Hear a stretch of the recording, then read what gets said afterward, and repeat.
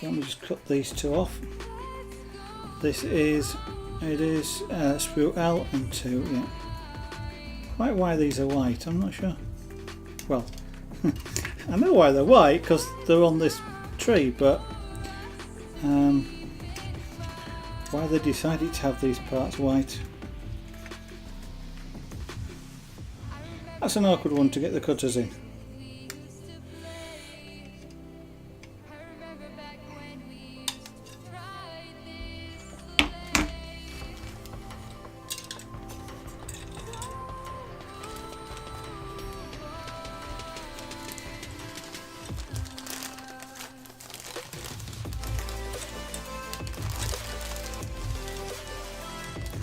And this is some of the interior stuff, I guess. You got the steering. I mean, I think there's some decals as well that go on in the centre here. I mean, it's not patterned, it's not painted. The seats aren't painted, but you know, you can build it that way, or you can actually build it. You know, paint the seats with a pattern of some kind, etc. You know, you can paint the side frames. You know, seat supports black. The seat can be, you know, multicoloured tartan paint if you can find it, etc. And I know the dashboard, even on the other one I've got, is just plain plastic, but again, you know, if you find the right paint, you can paint it, you can texture it. There is a lot more you can do.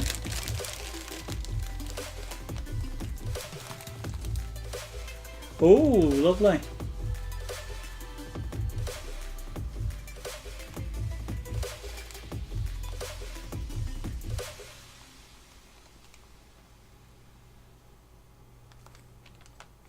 Ah, nice, nice. The samurai kit, samurai armor. Yeah. I've kind of, one of the things, I've never made scale plastic bike kits. You know, that I've always wanted, and I think I've seen one, but I don't recall where now. An actual remote control, radio controlled bike. I've kind of, perhaps as you're mentioning there. I don't kind of like the as you say, the regular, the run of the mill kits. Certain things. I kind of like something which is unusual. I mean, this is unusual. It's a run of the mill kit. It's unusual. It's lots of metal. It's remote control. It's big. It's got wheels. I mean, I've got the Tamiya. So the I keep mentioning it, the Scania, not Tamiya, Scania kit, which is sort of 4. It's a 6x4, so you've got an extra set of wheels. I like things with lots of wheels. I mean, I've got the 6-wheel Tyrrell Ford racing car because it's got 6 wheels. It's different. It's got 4 wheels on the front instead of 2. I have the tank. The tank's got sort of lots of. I like lots of wheels. So, but I do kind of like the unusual kits in that respect. You know, not the sort of stuff that you, for remote control, lots of people tend to go out and get, which is sort of, you know, either the high-speed rock crawlers or things like that. I kind of like something which is different. Right, so I've got all the bits out. I was just going to clean those up again. Again, this is not really strictly needed, but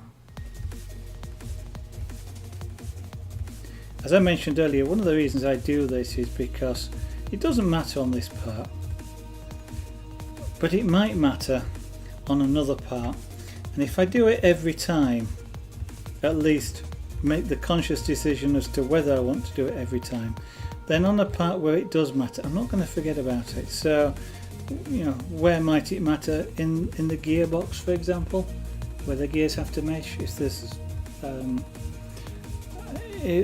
you know, part of a mold sprue still attached to the gears, it might make it lumpy, or it might jam it, for example. And I don't know if that's true in this case, because I think they're molded a different way. But it's that sort of thing. If I consciously go, must clean that up, or in this particular case I don't need to bother, then at least I've made that decision. I'm not automatically just sort of cutting them off and going,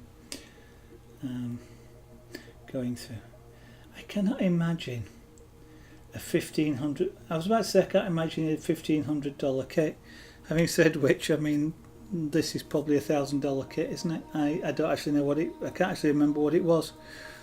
No, it's about 400 UK pounds. So that'd be about $600-700, wouldn't it? Okay, we've got all the parts out now. So, incidentally, with some of these parts, that one, these are quite well moulded actually, but there's sometimes you sort of see injection marks on them, or you'll have one edge which is got quite a sharp right angle edge and one edge that's smooth, but you can put these on either way around. So what I will tend to do, if I can put them on either way around, even though you generally speaking won't necessarily see them, and in this case you definitely won't see them, but I might look at it and go, you know what, if I could see that, that's the better side to see, so I'm going to put it on that way rather than that way. In this particular case it's going to get completely covered, so it won't make a blind bit of difference, but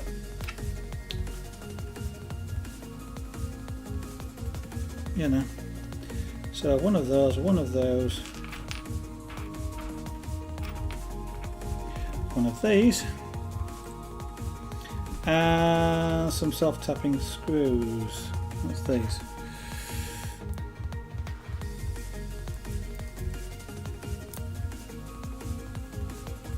And the left hand frame, which is this one, and that's the right way round, so it goes through that hole there.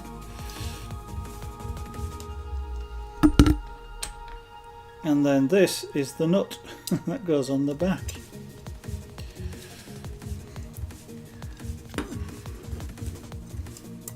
And yeah, I do find you sometimes need 3 hands doing this. So before I tighten that up any further, I'm going to put the other screw through as well. Stops these things flapping around. And it stops the nut that's on the back of here flapping around. And that way then, I mean, they've been clever in this kit. I mean, they could actually put nuts on the back of this, real nuts. But by doing this, they've got a self-locking nut. It's very much like a nylock, I suppose, nylock nut on the back of it.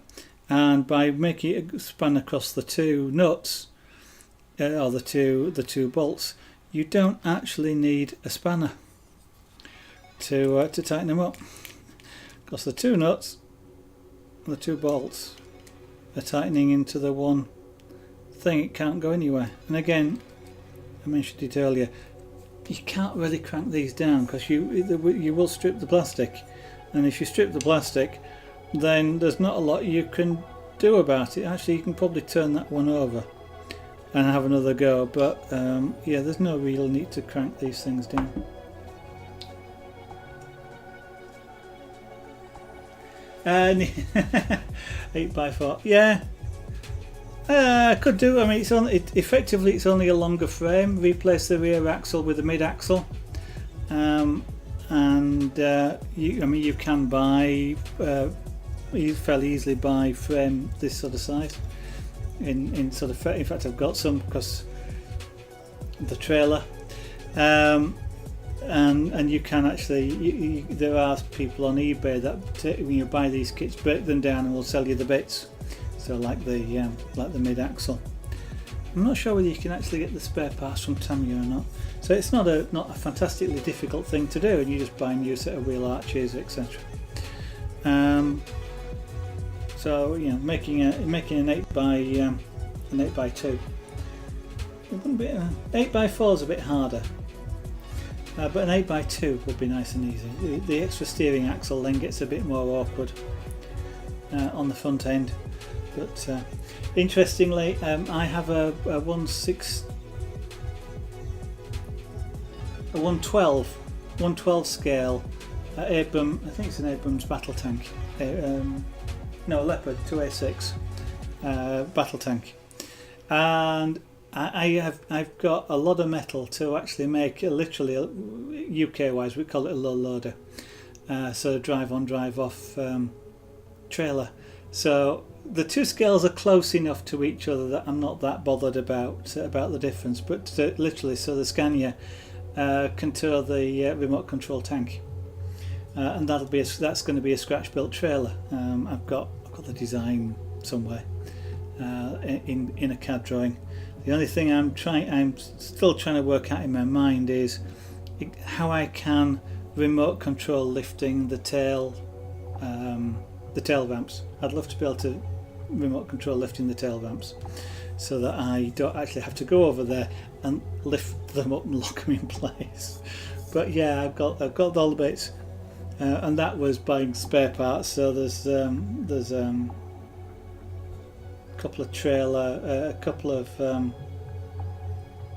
is it 2 or 3 rear axles I've got on that one. Yeah, and a set of lift legs and things. So that's one side for that. Let's get my thread lock out.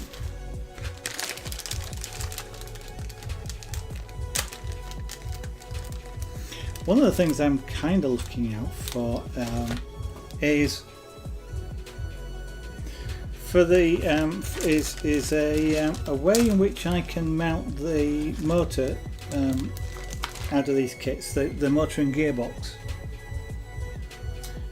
as a transverse motor. So instead of mounting it in line, I can actually mount it as a transfer and then transverse and then transfer to the axle. Because what I want to do is actually take a kit, as a Scania kit as it happens, but take that and turn and scratch build it, basically the whole chassis, and actually build a bus.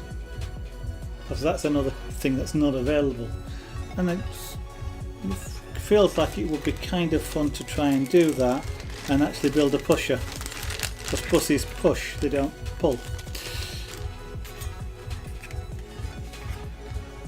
Yep, that's not part of.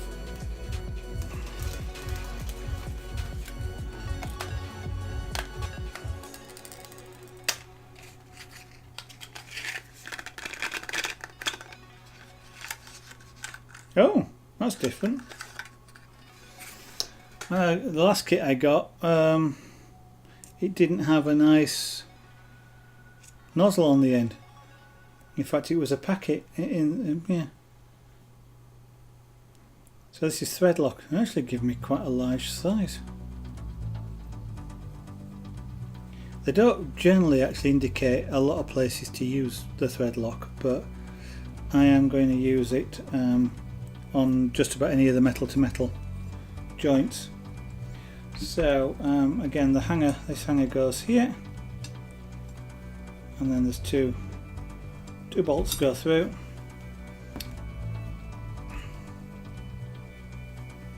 So this is the fun part where you kind of almost need 3 hands. Can I put a little tiny dab of thread lock on there without getting this squirting all over the place?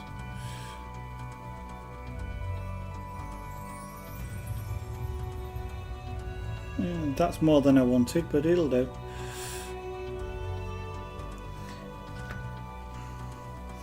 In fact, because that is more than I wanted, I will share it. There we go.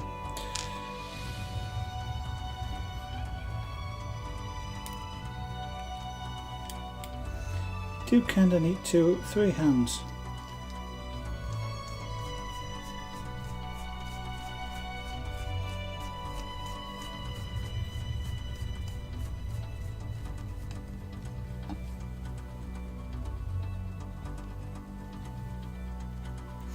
It's actually interesting, there's quite a lot of people that are into the industrial RC control type stuff. So trucks and trailers are quite reasonably well catered for. And why does that not want to go in properly?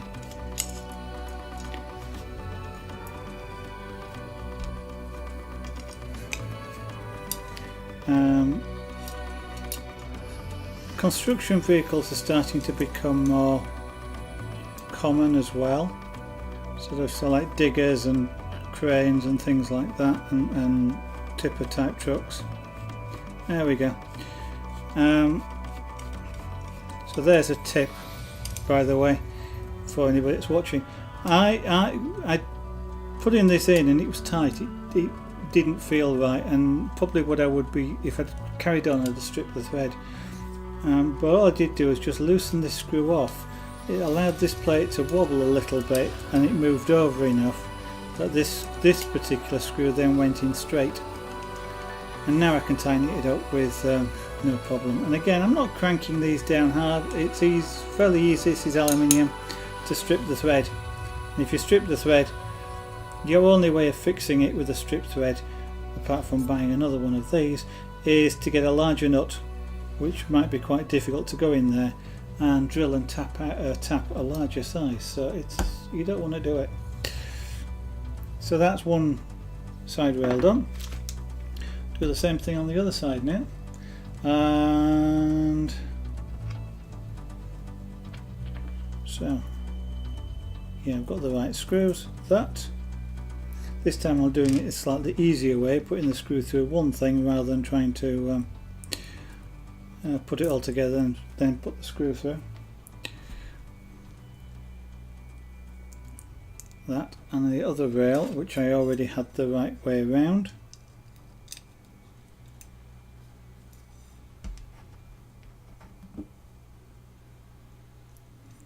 Put that on there. Somehow turn this over enough to be able to get a screwdriver in there. I just need that to bite a little bit, then I can sort of let go and it doesn't fall on the desk, because I tell you, that sort of thing gets frustrating really quickly. And again, before I tighten it up, I'll put the other one in, because it allows a little bit of wiggle room.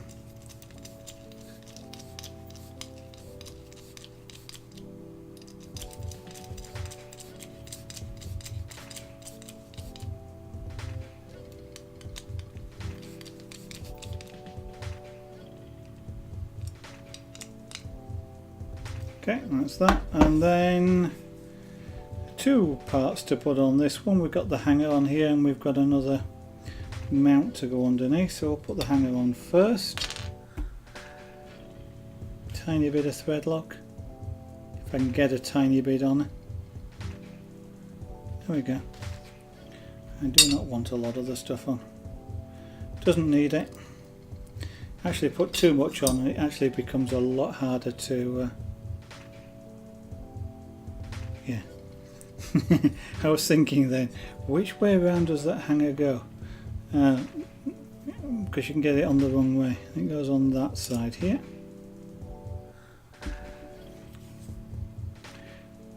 So it points the opposite way to the little hangers I've put on.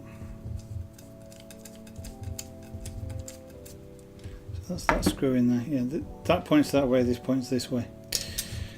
This is the mounting for the shock absorber, I think, off the top of my head, and this is the mounting for the leaf spring. Let's see if I'm doing the back.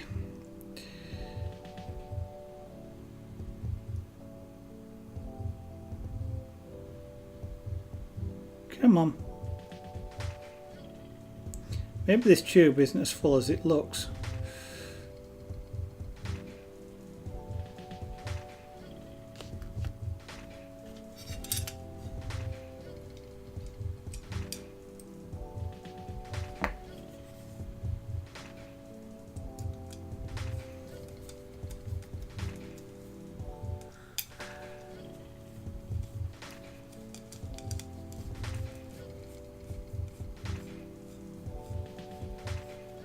Okay, the plastic. Yeah, I've kind of looked quite often at some of the plastic models and sort of looked, yeah, could I convert one of them? And I haven't done it yet, but and probably I never will. Yeah, they are out there.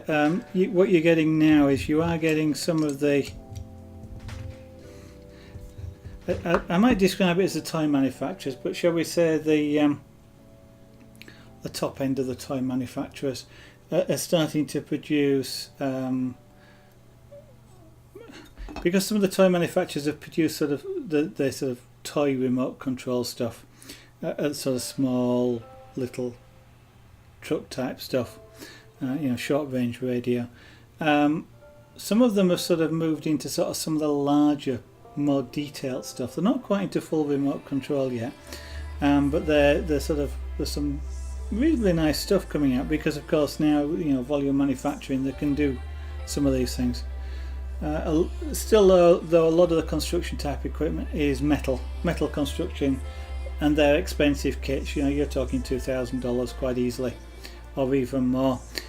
Some of them are even hydraulically driven, so they've got hydraulic pumps in them, so they actually are working like a real vehicle as well.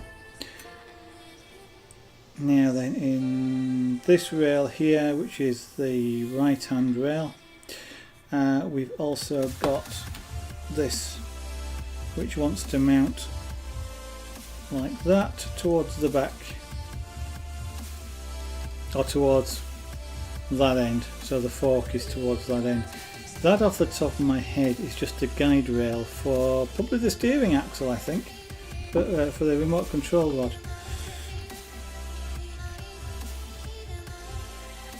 Yeah, it's just a straight bolting.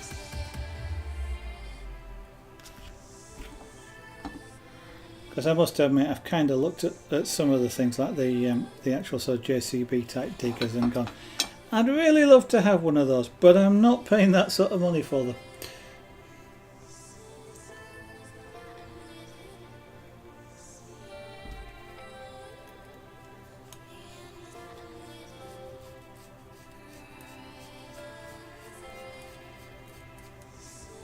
Okay, and then I'll put a bit more.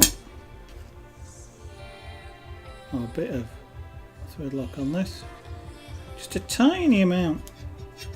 Really doesn't need saturating it or anything. You don't even need to go all the way around the screw thread, because it will do that when you screw it in.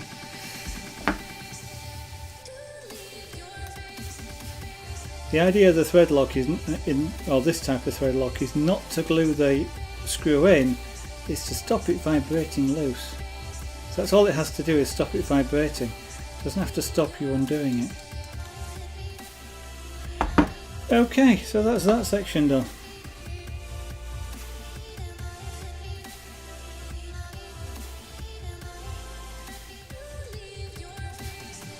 Yeah. Yeah, well. Shall we say, for me at least, I get the enjoyment then out of watching other people build or play with them on YouTube rather than going out and buying them for myself. I don't know which this will go in one end. I can't remember which end it is, but it'll either go there or at that side. This is the rear frame, I'm fairly sure, because that's the ramp up which the trailer would sort of bounce, if you like. So it drives under the catch. If the trailer's slightly low, it'll ride up over there and drop onto the fifth wheel, which probably means it's that end. So this is about, there's about another ½ inch or so on the front, but that's effectively the length of this truck. Tamiya, for those who are interested in it, Tamiya do make some the truck kits, and I think they're probably, I don't see there's too many manufacturers other than niche manufacturers. They're probably the only large scale manufacturer of these things. But if you take a look at the Tamiya truck kits, they make a good half a dozen or so now. I mean, these are European patterns, so they're cab over, as the Americans call them. And they're normal, as the Europeans call them. Designed that way because of the tighter turn radiuses of the of Europe's roads. They've got a lot tighter turn radiuses than many of the American trucks with the long noses, as well as the Americans off the top. This is upside down. The Americans off the top of my head have longer trailers as well. But if you look at the Tamiya kits, there's some very nice. There's about half a dozen models now in it. There's an Actros, there's the Scania, there's the Volvo. There's a couple of American ones that I'm not familiar with, and I'm trying to think what the latest one they've just brought out. And there's also a box truck, which is, so it's not an articulated one, it's a box truck. And they've got a reasonably nice selection of trailers. Yes, and as I was saying, this is upside down. it sort of looks really nice, but that's that side, and that's this side.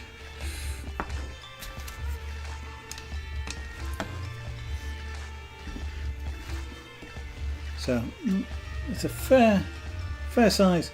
As I mentioned, the Scania one's probably about this much longer, and it actually is a beefier truck. I can't get it out, it's coupled to the trailer on the shelf there, but maybe on the next stream I will show what a completed one looks like. But we are now at 9:20, and so it's about time I finish for this evening, which is a reasonably good point. I mean, I literally finished this particular section off. Let me just put those to one side. And this weekend I'll probably nip down to the local model shop and get myself some servos, because I don't have enough. This kit uses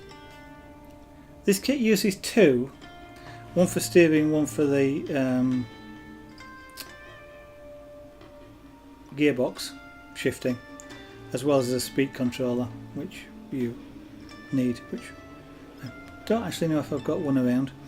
But I will add a third one which will do the fifth wheel control as well, so it'll unlatch the fifth wheel, so you can do an unattended couple decouple, which you can't do in the standard kit because you've got to manually do the unlocking.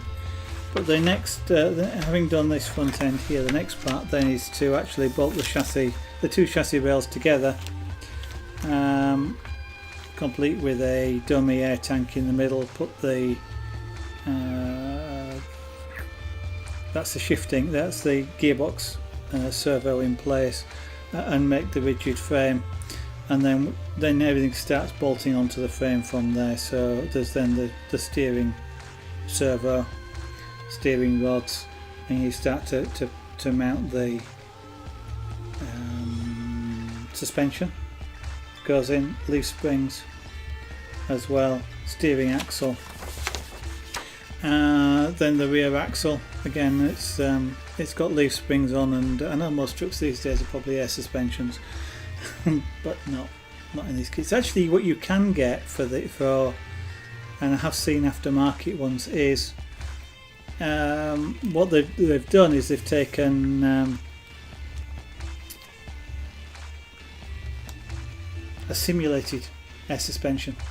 So you remove the leaf spring, and I think you have to drill additional holes into the chassis sides, but it actually has a sprung pretend.